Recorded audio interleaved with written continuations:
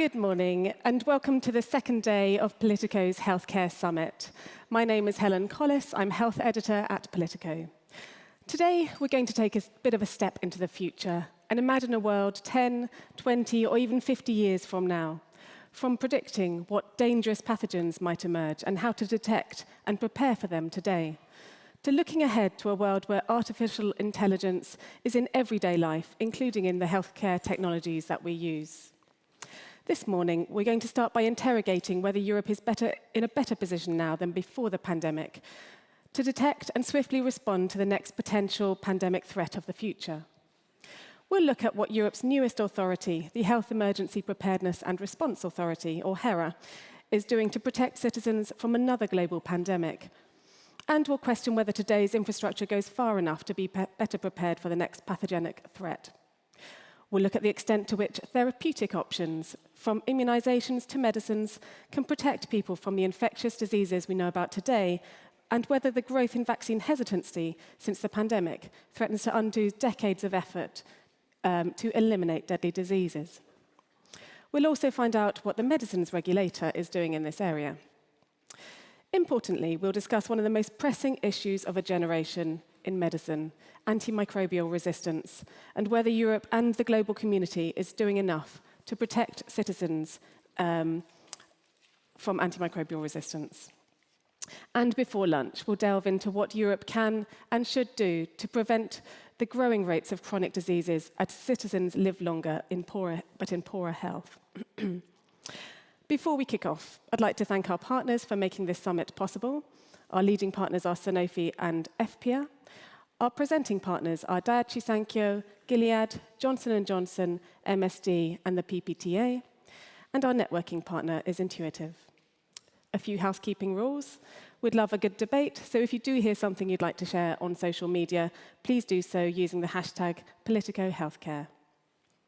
Our opening interview this morning is with Frank Vandenbroucke, Belgium's Deputy Prime Minister and Minister of Health. Mr. Vandenbroucke has made a name for himself on Europe's health policy stage for leading discussions on topics such as the chronic drug shortages, as well as the dire shortages in health workforce staff. An economist by training, Mr. Vandenbroucke earned his Masters of Philosophy from Cambridge University in England and later a Doctor of Philosophy from Oxford University.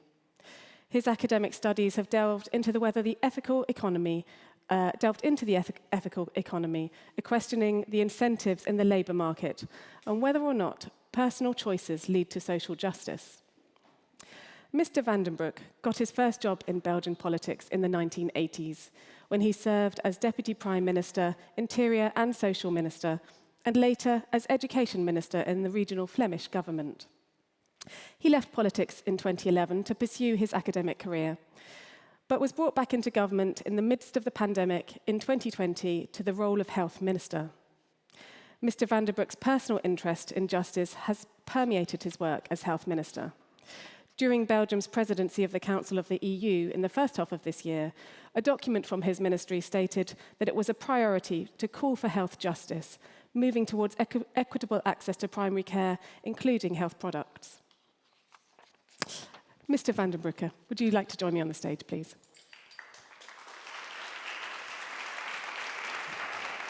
Thank you. Morning. Thank you very much for joining us this morning. I know you have a lot going on at the moment. And a lot has happened since you last joined us for our Health Summit this time last year. But I think one of the biggest pieces of news, perhaps from your perspective, is that Commission President Ursula von der Leyen has tasked the next Health Commissioner with delivering a Critical Medicines Act. I understand that you personally were the architect of such an idea, and you helped to draw up Belgium's proposal on the matter in the spring that garnered almost unanimous support across the EU countries. So first of all, can you tell us, how do you feel that this act is now going to become a reality in Europe? Well, a Critical Medicines Act is not yet a reality, but I think the roadmap on that way has become a reality and we're making progress. First of all, thank you for your very generous introduction. I think we were indeed able during the Belgian presidency to gather support, and I would even say consensus among health ministers in all member states that we had to pursue the work on a fully fledged European Health Union. And indeed, medicine shortages was one of the chapters in that story. And as you may recall, we from the outset, we thought we needed a very short-term type of measure. I would say then kind of a mid-term kind of approach and a longer-term approach. And the very short-term measure was the organization of a very pragmatic solidarity mechanism. And I should say that when we launched that idea of a very pragmatic solidarity mechanism between member states within the EU, first we were cautious. We thought, well, that should be used when in rare situations when we are really confronted with shortage of life-threatening medicines. This solidarity mechanism is now used regularly. It's I think it's functioning very well, because every time a member state signals a shortage, there is some response somewhere else. So the short-term solidarity is working, and I think it's important that the importance of solidarity and the feasibility of solidarity is vindicated here, because the EU, for me, is all about solidarity. It's all about solidarity. And you see it functioning. That's the short term. The midterm was that we said we need to work on a list of critical medicines from an EU perspective and map risks and vulnerabilities. That work is at this moment ongoing. But then indeed we said we would also need in the longer term a legal framework for a number of issues. And I would think, first of all, you need a legal framework to define the mandate of the EU and the Commission when it comes to critical medicines. And the mandate is an identification of the scope. What is this about? And which are the critical medicines that you target, or the components of medicines that you target? So you need a mandate, and that's a legal issue. Secondly, obviously, you need financial instruments, you need funding, or you need instruments to support the modernization and the greening of production and facilities on the European territory. That's the second issue. We do have instruments, and we do have concepts like services of general economic interest or IPCIs, but they have to be adapted when it comes to the critical medicines, because these are often older medicines. It's not the very innovative stuff for which we have EU funding mechanisms. So that's the second theme. Thirdly, if we are able to modernize and green production of critical medicines in Europe, obviously you should sustain that by the fact that you have well-organized buyers, which means that you have to have a EU-wide approach to procurement and how to integrate into procurement criteria, which are ecological criteria about security, so that the organization of demand with sufficient EU harmonization, so that the organization of demand, together with the support of supply, creates a sustainable market. And fourth and finally, obviously this is very much about European strategic autonomy, but we should still remain somewhat outward-looking. We also need international partners, and we need international conversation when we talk about global supply chain and medicine shortages. So these are, I would say, the four reasons why, but also the building blocks of a future Critical Medicines Act. When we launched that idea, so we had a lot of support from member states. It was incredible, from all corners and quarters, I would say. And then the Commission came up very rapidly, and I'm grateful for that. The Commission came up with a kind of a pragmatic intermediary initiative, which was the Critical Medicines Alliance. This is working, and I think that the agenda which I summarily described with these four components for the Critical Medicines Act, I think actually the Critical Medicines Alliance is indeed developing that agenda, like, first of all, defining the scope of the action, through an objectified vulnerability assessment. Where are the vulnerabilities? What are the types of medicines or the type of components? That's work that is being undertaken by the alliance. It should then define the legal mandate for an act. I think in the alliance there is also work done on funding mechanisms, and I think also international partnerships is one of the issues. Let me maybe add as a kind of a footnote, but it's becoming an important and a bit of a worrisome footnote. One thing I think we mentioned, but we underestimated the speed of development, and it's not a positive development, is national stockpiling initiatives.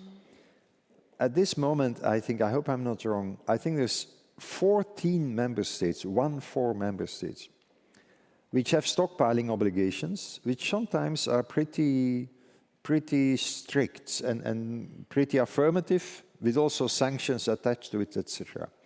And the consequence is that the pharmaceutical industry, let's say individual actors in the pharmaceutical industry, feel very much under pressure to give priority to stockpiling obligations for specific countries, which have bite, rather than serving the needs of patients in all the countries as they have to do. And it's not a slogan to say that the real risk is that the stockpiles of the large and the rich will become the shortages of the small and the poorer. And in order to avoid that, we need also an EU-wide approach on stockpiling strategies. And within the alliance, there is also an interesting debate on that. It's a matter of transparency, of previsibility, but also a matter of rules of the game. But I'm now more convinced even than, let's say, 1 year ago, that we badly need a European-level stockpiling concept, which fits in the pharmaceutical legislation. So that's a bit of a new... That development, I should say, has been more aggressive than I thought it would be. And it's worrisome, and it's becoming part of the agenda. Well, there's loads to dig into there. Let's start with the stockpiling. You said at the beginning that the solidarity mechanism is working. How does that work with the stockpiling? I mean, if a country has a huge supply in its reserves, is it able to, if there are mandated fines, as you just said, to share those with other countries by eating into those stockpiles? Well, I cannot give details on specific medicines, but let's say the solidarity mechanism, as I said, is very pragmatic. We didn't even need a new legal basis or framework for that. It's very pragmatic. It simply means you have a procedure whereby a member state signals a shortage, argues that the shortage is real, notwithstanding national efforts, and then there is a mechanism that caters for reaction. And that's working fine, and it's working on a very regular basis. And it leads to tangible results. I think we can say to European citizens that there is real added value in EU action for patients in specific countries where there was a risk of medicines not being available, which is mitigated by this mechanism.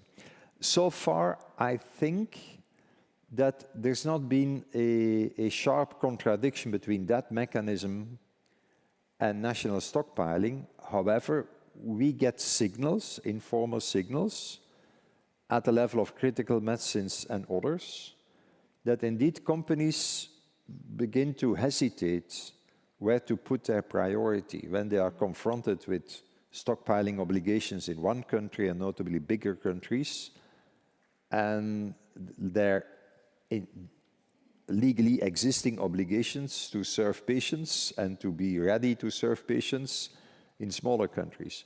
So for me, so far I didn't see an overlap between the two issues, or let's say the two debates, but we feel that there is an increasing pressure in the sector emerging in stockpiling obligations in general, and that's worrisome.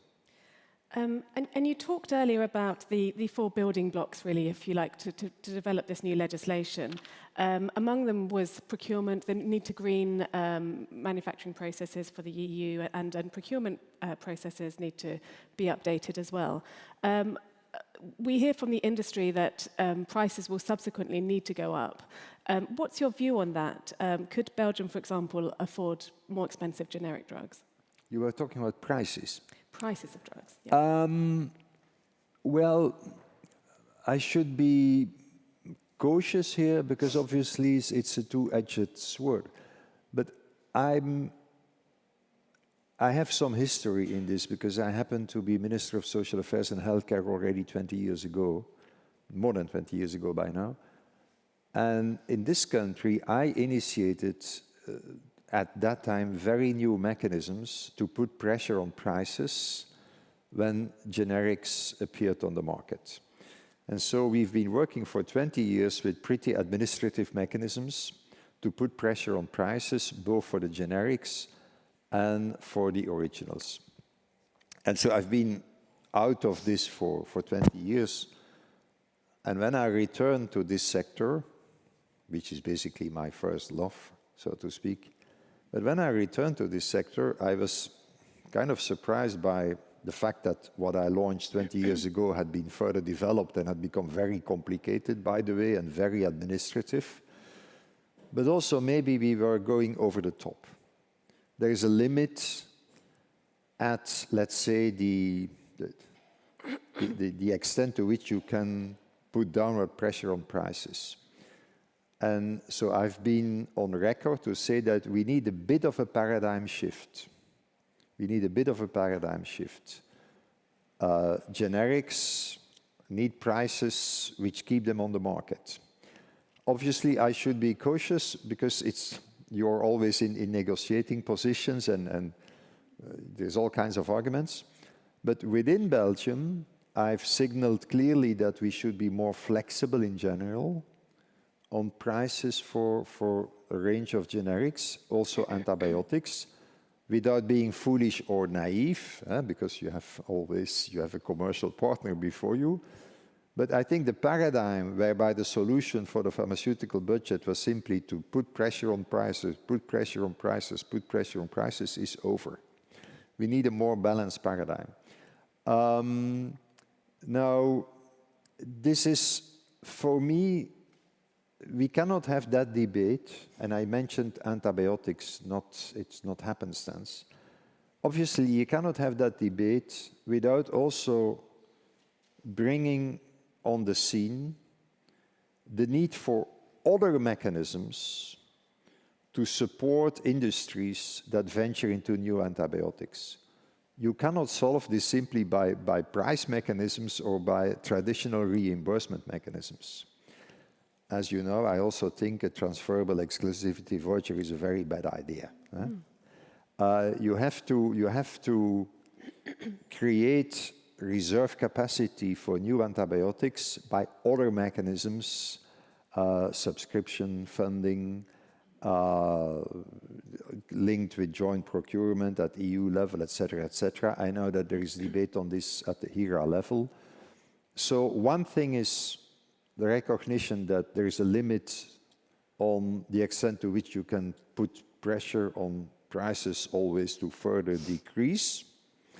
But the second thing is that we need to come up with other types of funding, notably for antibiotics, where you support a reserve capacity that solves the paradox that you need a reserve capacity, but you would like to see as little as possible of actual use of it. Mm-hmm. You said you support a subscription funding model for new antibiotics, but Belgium doesn't have one, does it? No. Our instruments are of the traditional type. We have reimbursement mechanisms whereby you reimburse the drug, let's say, basically per dose. And that's not what you should do with antibiotics. You should have them ready, but you should not use them if possible, but they should be ready to be used. It's really an issue of a reserve capacity. And funding a reserve capacity and having it ready is fundamentally different from funding a drug that you want to be used. We also know that changing tax likely and looking at the direction that Europe is taking and its focus really on boosting competitiveness throughout the bloc and throughout the different portfolios of the commissioners. I wanted to ask, given your academic expertise in social justice, what are your thoughts on whether solely a focus on competitiveness might benefit or even harm social justice in healthcare, so equity in healthcare, be it access to medicines and devices, access to healthcare professionals when they're needed? Yeah, it's a good question, and I should say it exercises me these days, because I think we've been able to drive home the message over the past few years that we need let's say, a human-centered approach. We need to invest in human capital. We need to maintain our human capital, and this is all about education, skills development, healthcare, health prevention. This is all about human capital, to use that economic expression. It's all about people. And I think the EU should be people-centered in that sense. It should care for its people and seem to be care for its people. And for me, that's part of the kind of competitiveness the EU should aspire for. It's competitiveness based on a very high level of human capital and a strong focus on further human capital development, in which health and healthcare play a role. You think about mental health and problems at work, just that. You think about absenteeism because of mental health issues. And I could give many other examples. You think about obesity and the economic impact of obesity. So we should be excellent there. Much more than the US, for instance, we should focus on this.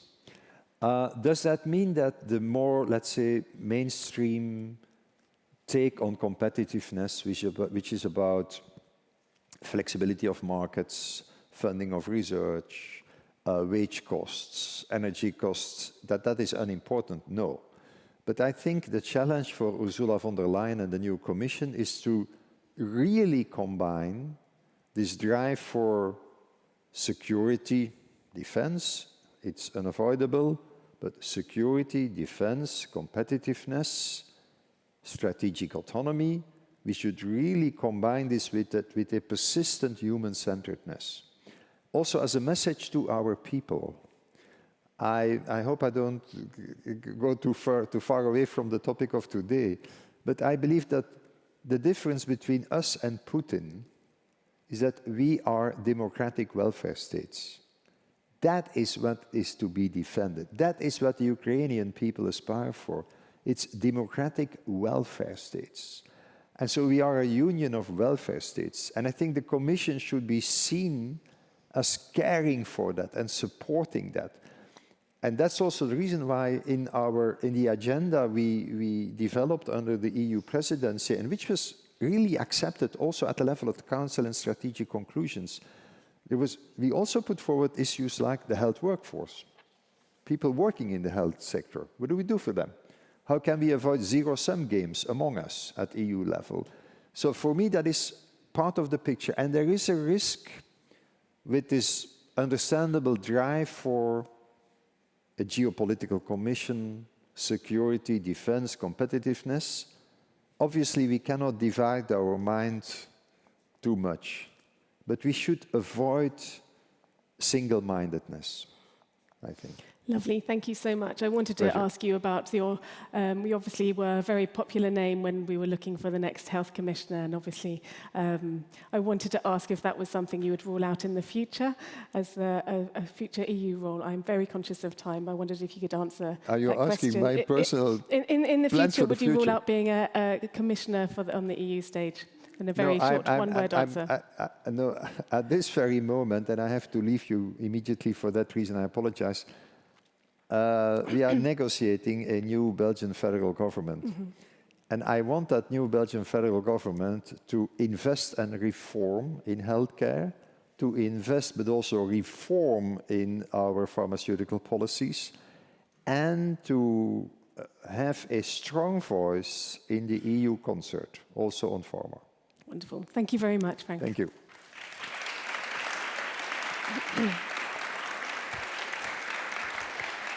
Thank you. Thank you. If you can please remain seated, we next have a panel discussion on strengthening the EU's preparedness for health crisis in the post-COVID era, moderated by my colleague, Rory O'Neill. Thank you.